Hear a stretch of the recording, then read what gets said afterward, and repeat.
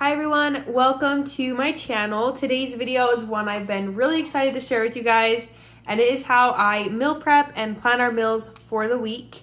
I have a pretty good system down because I've been doing this for a while and I've done a lot of research.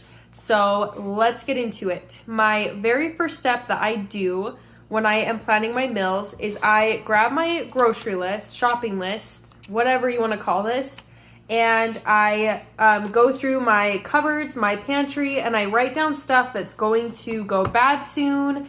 Obviously, like your produce you need to write down, or things that I have like a lot of. If I have a lot of beans or a lot of pasta, I will write it on this little fancy list, and that is my inventory.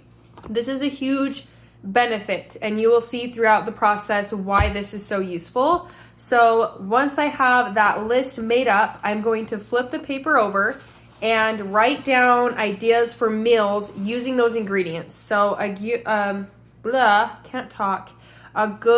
source is allrecipes.com. I will link it below. I think it's recipes.com or allrecipes. I can't remember. But you can just write an ingredient on this website and it will generate a bunch of recipes using that ingredient.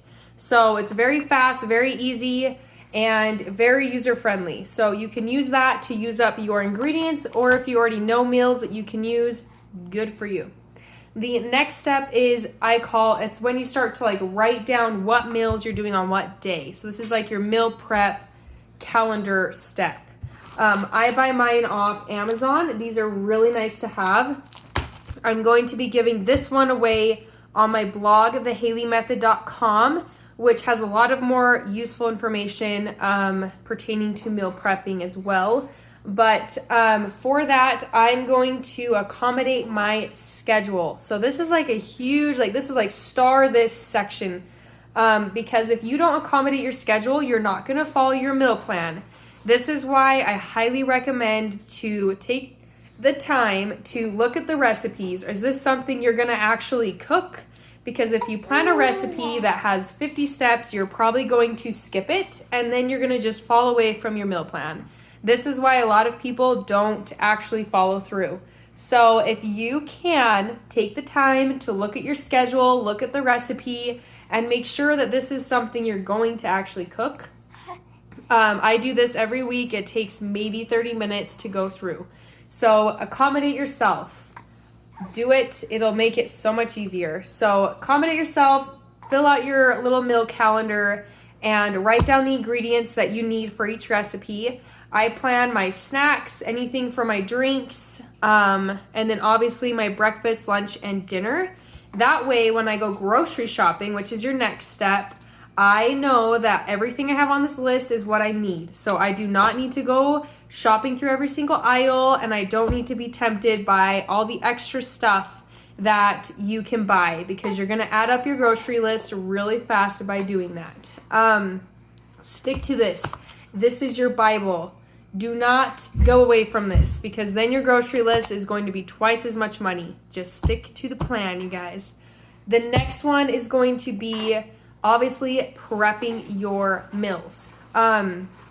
I do this on Sundays because it's the easiest day for me, but I just lay out all my produce, all my fruit, and I start to cut it up. This way I'm only using my cutting board once a week. You don't have dishes like crazy every single day from prepping a dinner. I just do it all at once. And that way I can freeze all the stuff I won't be using. So if you're only gonna use half an onion that week, you can freeze the other half.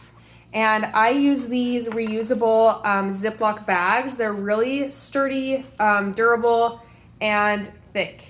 So I highly recommend those. I will link them below in the description box as well. But those are amazing, and I go through Ziploc bags like crazy, so I just started using the reusable ones. Next you're gonna do is basically just get your snacks ready for the week. Get your vegetables, like I said, all that ready. That is the last step. That is all you have to do, and then you're done, and then you have meals ready. You can just dump and go, and you've already accommodated your schedule, so you know that you can cook it, and then you can force yourself to stick to it. That is all that there is to it. I hope that this was beneficial for you guys. I will be posting a master list of all the foods that you can freeze on my website, thehalleymethod.com. Along with that, I will have a list of all the meal prep containers, the top 10 from 2019. That'll be really useful.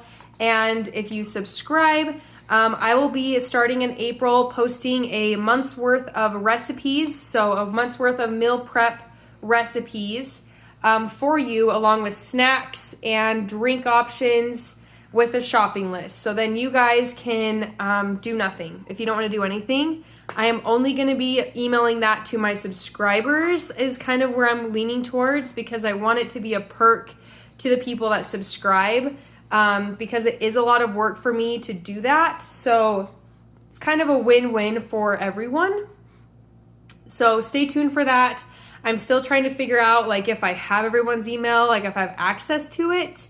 I'm figuring out the website still, but that's kind of what I'm thinking of. Then you can print off recipes that you like, and you can have extra information. Like I'll put like why I add granola to my yogurt, just stuff like that. So you guys kind of have an idea of why I use the stuff I use. But thank you so much for watching. And again, I have my little Miss Maven assisting me because she's attached to my hip when I'm at home. She's a little bit needy, but we love her so much. Thanks again for watching. Subscribe and stay tuned for more information and videos. Thanks, you guys. Bye.